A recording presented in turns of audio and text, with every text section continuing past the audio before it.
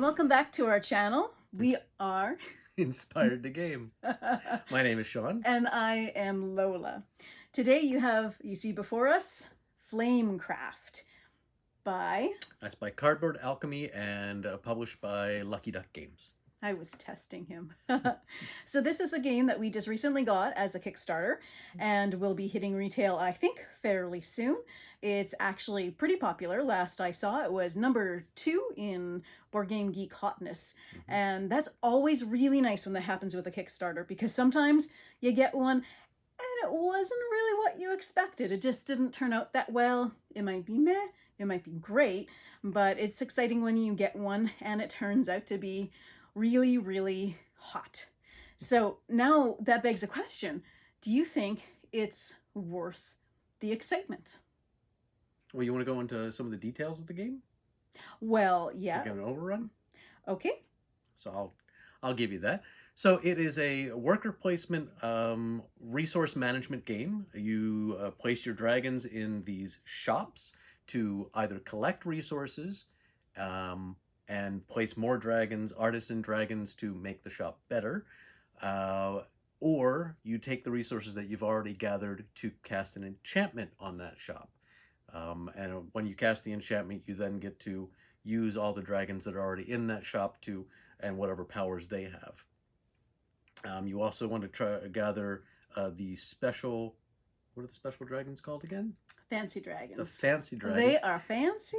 The fancy dragons are allowing you either expanded opportunities for end game scoring or scoring more reputation during the actual rounds. Yeah.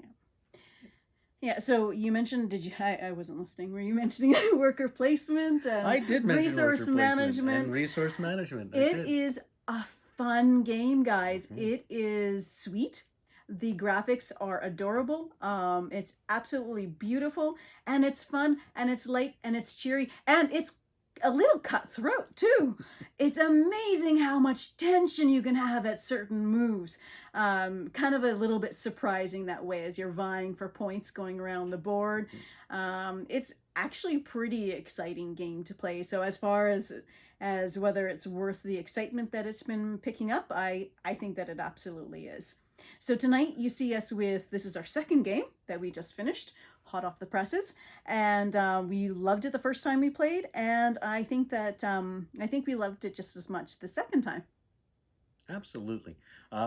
Just realizing that I think one of the reasons that we think it's so cutthroat is that it's that worker placement where oh no, the shop that I wanted to use is already in use, but I just remembered that you can still use a shop that's already in use by paying whoever's there in a 4-player game, or is it a 5-player game? All of your opponents, if there's a bunch of other people there. But of course, like if I wanted to use the shop that Lola was in, I just give her something. I always forget that. That's kind of funny. Well, I think it's because it's one of those games where you're collecting your points as you go along the track. So yes, you can use the same space, but what if that certain dragon spot that you wanted to take was just taken the turn before? You can't go to the same shops consecutively. So if you are in one shop, you cannot redo that shop. You always have to be moving to something else. So it just happens to be that at least I find there's a lot of time you're just trying to go someplace, but somebody gets to it first. The spot that you want to go to is just taken, and it's got a really nice reward. So now you have to rework your whole strategy. It's surprisingly thinky for how frivolous and fun it looks. And it is frivolous and fun, but it's also nice and crunchy. There's a certain amount of luck too with the cards that you get, the cards that come out. Endgame scoring with the fancy dragons can make or break your game depending on how you played it. But it all comes really well together, and I think it's all really well balanced. And there's a great variety of shops. I mean, the artisan dragons, each type of dragon, they all have the same power, but they all have different names just to make it kind of fun. The shops, the starter shops, are all of the same equal power, each one for each type of resource. But as you get into the other shops, their powers are completely different. And they're just a lot of fun things. Dragon Alley, touch Touch of Glass, the Eternal Flame, just a lot of playful names. I think what was the one I was looking at? The all the enchantment names are also fun as well. Just a lot of variety and some really witty names that are put forth to keep things light and fun. So I definitely think this is one it's worth picking up when it comes to retail. If it's already in your friendly local game store, pick it up. If it's coming soon, keep an eye on it.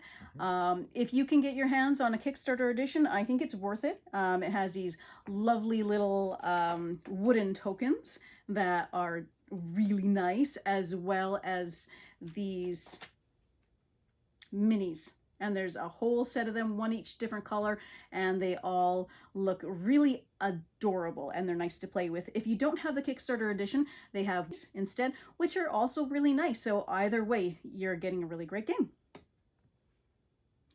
So I think that's about it for Flamecraft.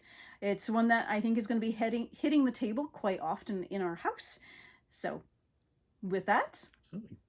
With that, we will say goodbye and thank you for watching. If you can take the moment to like this video, we would really appreciate that. Subscribe and make sure to hit that notifications button. Thanks very much, folks, and happy gaming.